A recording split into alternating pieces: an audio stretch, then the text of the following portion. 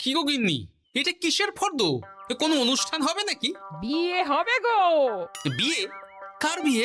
ভগবান শিবের সাথে দেবী পার্বতীর বিয়ে। হ্যাঁ, তা মনে আছে, কিন্তু এই ফর্দটা কি জন্য গিন্নি?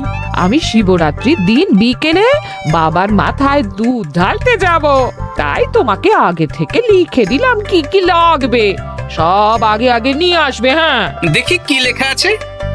দুধ 1 সের, গঙ্গা জল, নারকেল, ঘি, মধু, দই, সন্দেশ, রসগোল্লা, আকন্দ ফুলের মালা, ধূপ, মোমবাতি, 108টা বেলপাতা, ধূত্র ফুল, নীলকণ্ঠ ফুল, লাল পাড় সাদা পাটের শাড়ি। ওরে বাবা, এত কিছু! এখন ওরে বাবারে মারে কিছু চলবে না, চলবে না। আর আগে থেকে লিখে দিয়েছি, আমি কোনো বায়না শুনবো না। হ্যাঁ, যদি না নিয়ে আসো তাহলে কিন্তু চলে যাব। হ্যাঁ, বলি, শিবরাত্রির দিন তো মেয়েরা বাবার মাথায় দুধ জল ঢালে বাবার মতন স্বামীর কামনায়। তা আমি তোমার স্বামী তো উপস্থিত, তাই এত কিছু। তোমার মঙ্গল কামনায় গো, তুমি আর বাড়তি কথা বলবে না। যা বলেছি সেদিন নিয়ে আসবে। হ্যাঁ, বেশ বেশ, ঠিক আছে বাবা, ঠিক আছে। তাহলে আমি এখনই যাই, সব দোকানে দোকানে বায়না করে আসি। সেদিন তো এইসব জিনিসের চাহিদা তুঙ্গে থাকে। হ্যাঁ, তা যাও, সেটাই বুদ্ধিমানের কাজ হবে। হ্যাঁ,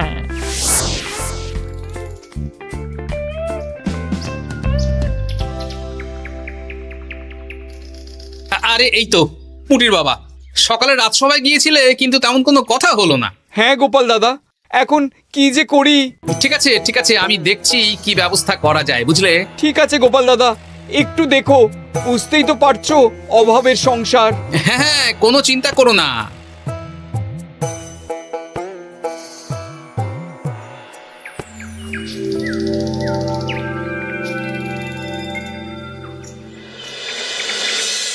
আচ্ছা, আজ তাহলে শিবরাত্রির আয়োজন নিয়ে আলোচনা হোক।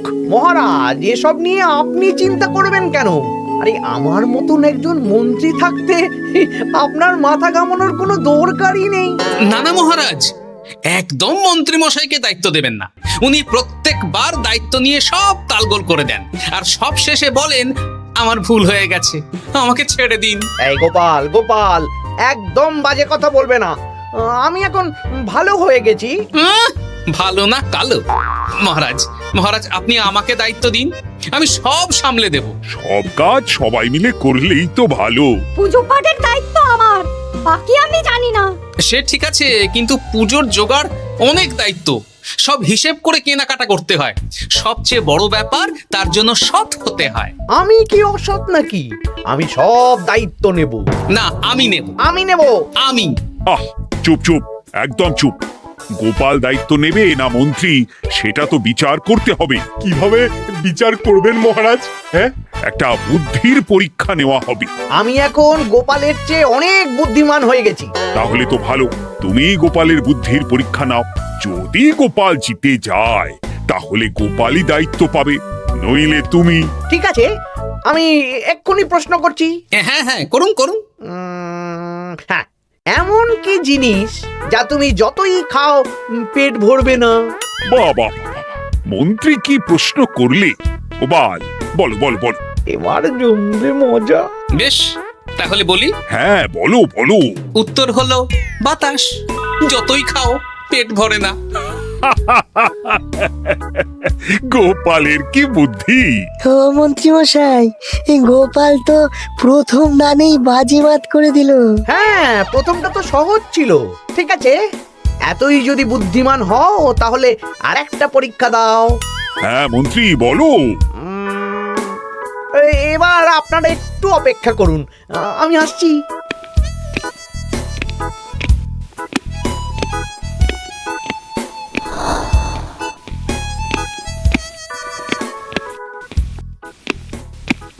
এই তো মন্ত্রী এসে গেছে, আবার হাতে একটা খাঁচা। এই নাও গোপাল, এই খাঁচায় একটি অদৃশ্য মুরগি আছে। তুমি যদি বুদ্ধিমান হও তবে এর মাংস রান্না করে আজ নৈশভোজে মহারাজকে খাওয়াতে হবে। যদি না পারো দায়িত্বের দও পাবে না। বেশ, তাহলে দিন, আমি রাতেই আসছি, রান্না করে নিয়ে আসছি। আপনারাও সবাই হাজির থাকবেন কিন্তু।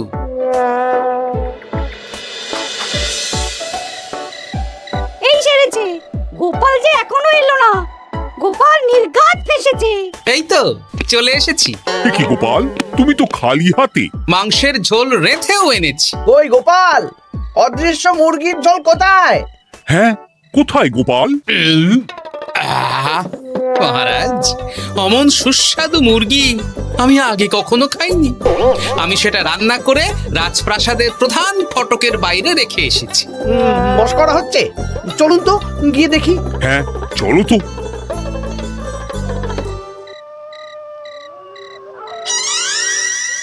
এ কি, এখানে তো কিছুই নেই, আমি তো দেখতে পাচ্ছি না।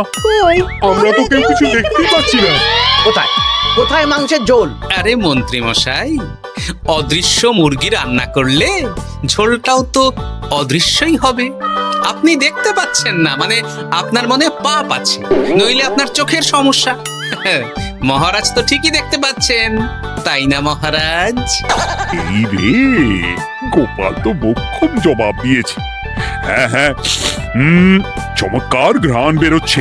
মন্ত্রী, তুমি দেখতে পাচ্ছ না কেন? ইয়ে না মানে ঠিক আছে ঠিক আছে, পাচ্ছি, দেখতে পাচ্ছি। একটু ঝাপসা লাগছে, মনে হয় চোখ দেখাতে হবে। তার মানে গোপাল তো মন্ত্রী মশাইকে পরপর দুবার হারালো।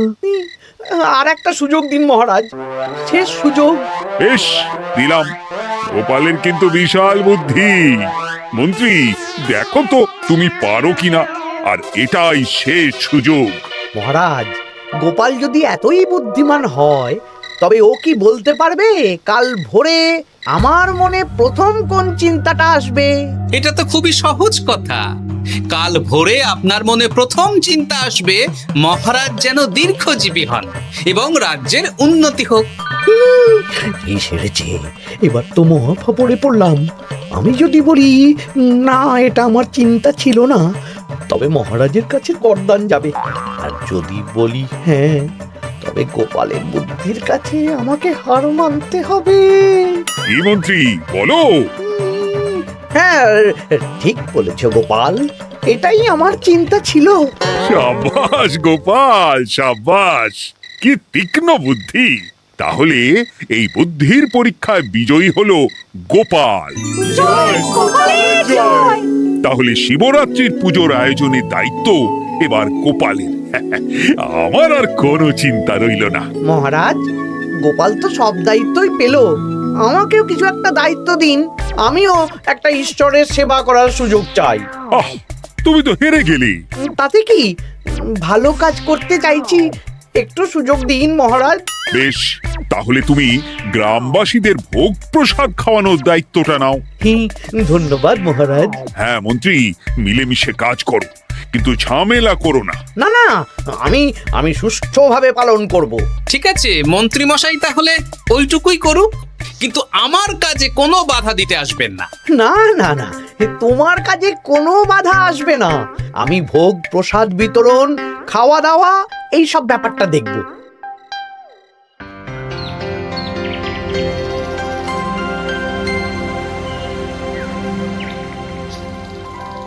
বলুন মন্ত্রীমশাই, সকাল সকাল ডেকে পাঠালেন। শোন বটা ঘটা, এবারে শিবরাত্রি উপলক্ষে যে ভোগ প্রসাদ জনগণের উদ্দেশ্যে বিতরণ হবে, তার পুরো দায়িত্বই আমার। তাতে কি, মহারাজ আয়োজন করেন আর সব রাজ্যবাসী বিনামূল্যে খেয়ে যান। সেই প্রথা এতদিন চালু ছিল, কিন্তু এবার একটু অন্যরকম হবে। কিরকম কিরকম? তোরা দুজন আমার নাম করে সব গরিব প্রজাদের কাছ থেকে ভোগ খাওয়ার জন্য চাঁদা তুলবি। শিব পুজোর চাঁদা? হ্যাঁ দাদা, না মানে ঘটা, খুব সামান্য। বাড়ি আর দোকানগুলোয় যাবি আর মাথা পিছু 1 আনা করে তুলবি, কেমন? বেশ, তারপর বলবি ঢালাও খাওয়ানো হবে, এলাহি আয়োজন।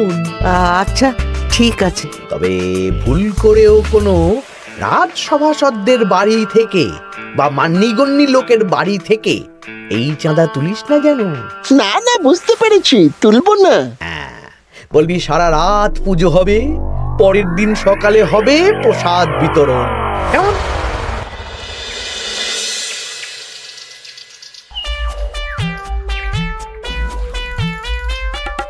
বলা, এবারে শিবরাত্রি উপলক্ষে যে পূজা হবে তার ভোগ প্রসাদ খাবে তো? হ্যাঁ হ্যাঁ, নিশ্চয়ই নিশ্চয়ই। এবারে সব দায়িত্ব মন্ত্রী মশাইয়ের, এলাহি আয়োজন। তা তোমাদের বাড়িতে কতজন সদস্য? আমি আর আমার গিন্নি দুজন। তাহলে দুয়ানা দাও, এক আনা করে দুজন। আবার অর্থ দিতে হচ্ছে? হ্যাঁ, এলাহি আয়োজন, তাই এই সামান্য অনুদান। আচ্ছা বেশ, এই নাও দুয়ানা। চিন্তা করো না ভোলা, এমন খাওয়ানো হবে না। রাতের বেলা শিব পুজো আর পরের দিন সকালে জীব পুজো। বাবা বাবা বাবা, সব দোকানে দোকানে আমি যাচ্ছি, আর তুই লোকজনের বাড়ি বাড়ি যা। বেশ। কিরে, কত হলো? অনেক হয়েছে মন্ত্রী মশাই, এই দেখুন। বাবা বাবা বাবা, এক আনা করে নিয়েই তো থলে ভরে গেছে। হ্যাঁ, এবার হবে মাছের তেলে মাছ ভাজা।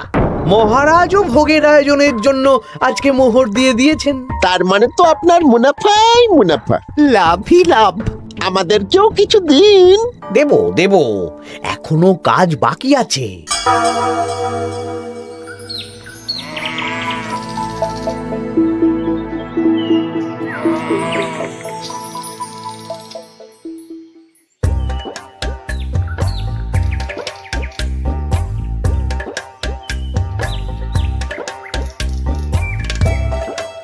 আরে আরে গোপাল দাদা যে, এত কিছু কি নিয়ে যাচ্ছ? এই তো শিবরাত্রির পুজো উপলক্ষে দশকর্মার বাজার রাজবাড়ি নিয়ে যাচ্ছি। এবারে তো এলাহি ভোগের আয়োজন, রাতের বেলা শিব পুজো আর পরের দিন সকালে নাকি জীব পুজো। মন্ত্রী মশাই দায়িত্ব নিয়ে খাওয়াচ্ছেন। না না, খাওয়ার আয়োজন তো এমন কিছু নয়। আমি যতদূর জানি ওই খিচুড়ি, আলুর দম, ছেঁচড়া, পায়েস, চাটনি আর একটা করে মিষ্টি। আর যতদূর জানি এই ভোগ খাবার জন্য সব গ্রামবাসী থেকে মাথা পিছু এক আনা করে নিয়েছেন। হ্যাঁ, ভোগের প্রসাদ তো বিনামূল্যে। মন্ত্রীমশাই এক আনা করে মাথা পিছু নিয়েছেন? হ্যাঁ গো, এরকম তো কথা ছিল না। আচ্ছা আচ্ছা, আমি দেখছি কি করা যায়। আমি দেখছি।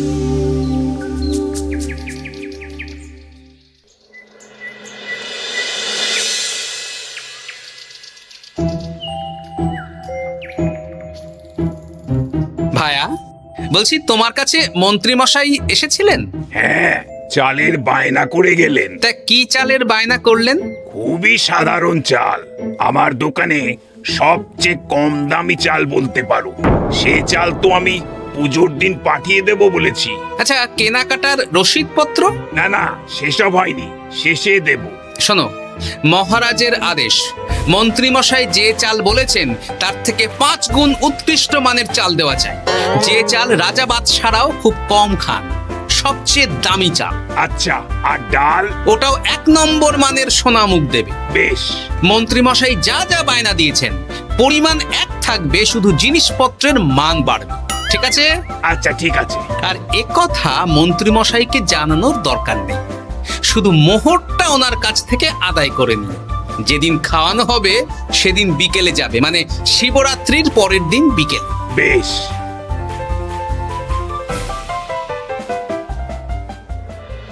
নাও ধরো গিন্নি, যা যা বলেছিলে সব কিনে এনেছি। এবার আমি মন্দিরে গেলাম, কেমন? ঠিক আছে গো, তুমি কি ভালো। দীক্ষেতা, চললাম এখন ভিড় সামলাতে।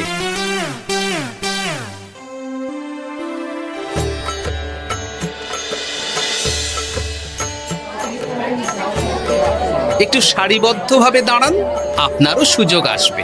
বাবা কাউকে ফিরিয়ে দেবে না। দেখো মন্ত্রী, দেখো গোপাল কি সুন্দর ভিড় সামলাচ্ছে। ওকে তো এই জন্যই দায়িত্ব দেওয়া। হ্যাঁ, তাই তো দেখছি। ওম নমঃ শিবায়, হে ভোলানাথ, দেবাদিদেব মহাদেব সকলের কল্যাণ করুন। জয় দেবাদিদেব মহাদেবের জয়। হে ভোলেনাথ মহেশ্বর, মঙ্গল করো বাবা। জয় বাবা ভোলাদেব মহেশ্বরের জয়। তা তোমার শরীর এখন কেমন? এই তো বেশ ভালো আছি। সবই তোমার জন্য। তুমি না সাহায্য করলে ওই ওষুধ আমার পেটেই পড়তো না। না না, আমি তো নিমিত্ত মাত্র, সবই মহাদেবের ইচ্ছে। জয় বাবা মহাদেবের জয়। চলি গো। কাল ভোগ খেতে তাড়াতাড়ি চলে এসো।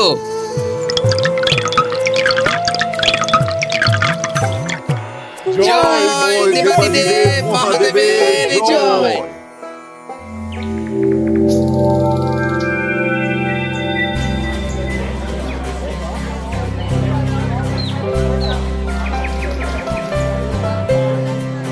সত্যি মন্ত্রী মশাইয়ের ভোগের প্রসাদ পেয়ে মনটা ভরে গেল।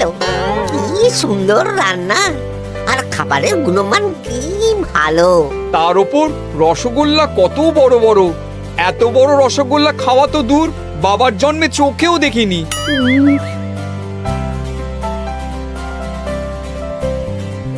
এই সেরেছে।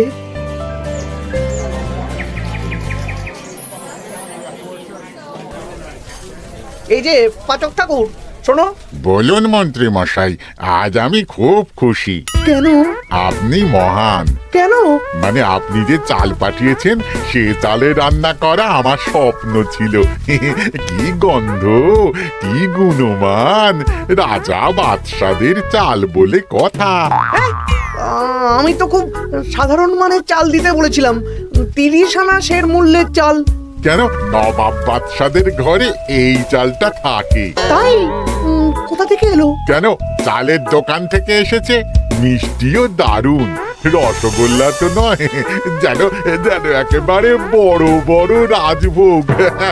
কি আকার, কি গুণমান, কি স্বাদ। আহা, দেখুন দেখুন দেখুন। বাবা, ভোলা এত বড় রসগোল্লা দিয়েছে। ঠিক আছে, যা হচ্ছে হতে দে। আমি তো চিন্তায় পড়ে গেছি।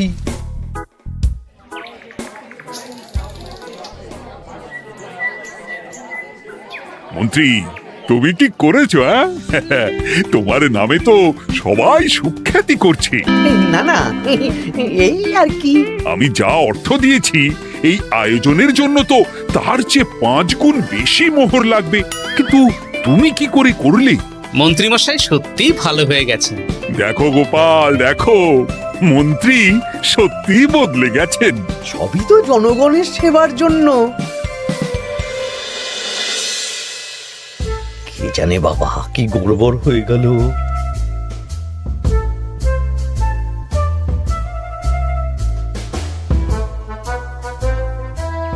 মন্ত্রী মশাই, বকেয়া পাওনা নিতে এলাম। আপনার মোট হয়েছে চালের 350 মোহর, মুগ ডালের 250 মোহর, আর মশলাপাতি 100 মোহর। হ্যাঁ, বলো কি? মন্ত্রী মশাই, ওই আপনার মোট বকেয়া 300 মোহর। আর আমার এই 150 মোহর। হ্যাঁ, চলুন মহারাজ, একটু মন্ত্রীমশাইয়ের বাড়ির দিকে ঢু মেরে আসি। চল। চলুন, ওনাকে গিয়ে ধন্যবাদ জানিয়ে আসি। এই না না না, আরে আরে আমি কি করে দেব? আমি কি চন্দ্রমুখী আলু দিতে বলেছিলাম? আমি কি করে দেব? না না, ও আপনাকে দিতেই হবে। হ্যাঁ, কি বলছো মন্ত্রী? তুমি এত ভালো কাজ করেছো, এত বড় মুখ করে সকালে বললে যে সবই জনগণের সেবার জন্য। আরে আমি কিভাবে জানবো যে এত খরচ হয়ে যাবে? কেন মন্ত্রীমশাই, আপনি তো গ্রামবাসীদের থেকে অর্থ নিয়েছেন, মাথা পিছু 1 আনা করে। হ্যাঁ, মানে এসব তো কথা ছিল না। এই সেরেছে, গোপাল কি করে জেনে গেল? এসব কথা কি আর চাপা থাকে? আর সেই জন্যই তো আপনি ভালো মানের খাবার খাইয়েছেন। সত্যি তো, যে মানের খাবার খাওয়ানো হয়েছে তা কৃষ্ণনগর কেন, আশেপাশের কয়েকটা নগরের লোকও এই জিনিস চোখে দেখেনি, আর তাই তুমি অর্থ আদায় করেছো। না মানে, আমি বুঝতে পারছি না, আমার অনুমতি ছাড়া এগুলো হলো কি করে? মন্ত্রী মশাই, বকেয়া পাওনা দিন, নইলে খারাপ হয়ে যাবে বলে দিচ্ছি। হয়ে গেল, আমি ভিখারি হয়ে গেলাম। অগিন্নি, মোহরের থলেগুলো নিয়ে এসো, গয়নাগাটি নিয়ে এসো। আমাকে পথে বসিয়ে দিল। কে কে আমার এত বড় সর্বনাশ করলো? আমি মন্ত্রী মশাই, আমি। আপনি যখন চাঁদা তুলে ভালো খাওয়াতে চাইছেন, তাই সবচেয়ে ভালো খাওয়ানোর ব্যবস্থা করে দিলাম, তাও আবার আপনার ঘাড় ভেঙে। আমার সর্বনাশ হয়ে গেল।